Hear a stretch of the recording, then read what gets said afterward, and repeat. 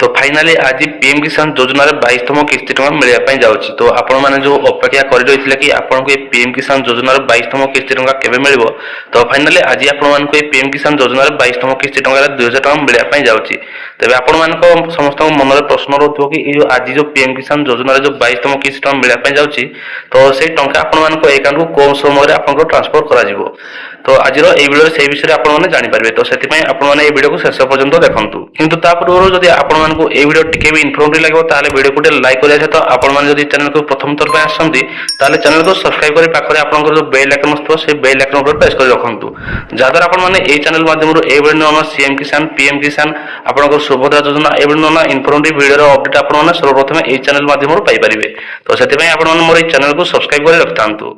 तेबे आपण आज जो पीएम किसान योजन जो 22तम किस्ती टका 2000 टका मिलवाई जाऊँगी कौ समय मिलवाई जाऊँगी देखो। ये आपंकर ये जो पोस्ट में आपको देखा, तो ये पोस्ट एक्स हैंडल ओडिशा सरकार तरफ पब्लिश कराई। तेज देखो आज मार्च 13 तारिख में प्रधानमंत्री नरेंद्र मोदी आपंकर जो गुवाहाटी आसाम जो जगह रही, तो सेठारे गोटे मुख्य कार्यक्रम जो सेठारे कराजिवो, तो सेठारे से जोगदे आपको डायरेक्ट बेनिफिट ट्रांसफर जो डीबीटी जो रही, तो ता माध्यम आपको समस्त अकाउंट को 2000 टका लेखाएं से ट्रांसफर करने जाऊँ। तो से उत्सव आपंकर आज जो आपंकर जो से उत्सव होगापी जाऊँगी, तो आपंकर देखो आप देखिपे लिखाई अपराह 4 घटिका। तो आपंकर जो से कार्यक्रम जो गुवाहाटी आसाम जो कार्यक्रम होगापी जाऊँगी, तो 4 घटिकार आपंकर होगापी जाऊँगी। तो ये आपंकर जो मुख्य कार्यक्रम सरिया पाखापाखि घंटे 1.5 घंटा सरिया आपको पाखापाखि 5टा 5:30 टाइम बेलू आपंकर अकाउंट को ये जो डीबीटी माध्यम प्रधानमंत्री नरेंद्र मोदी आप समस्त अकाउंट को 2000 टका लेखाएं आपको ट्रांसफर करने जाऊँगी, जहाँकि आपने देखिपे। आज जो गुवाहाटी आसाम जो पीएम किसान जो उत्सव जो पालन कर, तो सेठारे प्रधानमंत्री नरेंद्र मोदी जोगदे आप समस्त बैंक अकाउंट को 2000 टका लेखाएं डीबीटी माध्यम से ट्रांसफर करने जाऊँगी। तो जो कि ओडिशार 34 लाख ऊर्ध्व चाषी भाई और भौणी मान 22तम किस्ती 684 कोटी टका डीबीटी माध्यम हस्तांतर करने जाऊँगी, जहाँकि आपंकर जो गुवाहाटी आसाम से ये टंकाटी आपंक अकाउंट को ट्रांसफर करने जाऊँगी।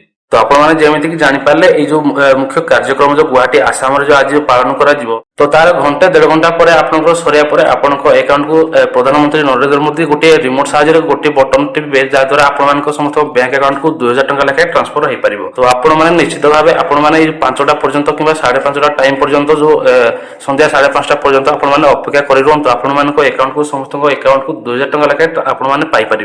तेज आपने जो पीएम किसान योजना जो आज 2000 टका जो सरकार आपंक अकाउंट को ट्रांसफर करने जाऊँगी, तो से टंका कौ मैंने पाइबे देखो। आपको गोटे पूर्व आ गोटे भिडियो कर सारी, तो आपने चाहिए आपको स्क्रीन गोटे देखी दूसरी भिडियो आपने लिंक डिस्क्रिप्शन बॉक्स में पाइबे।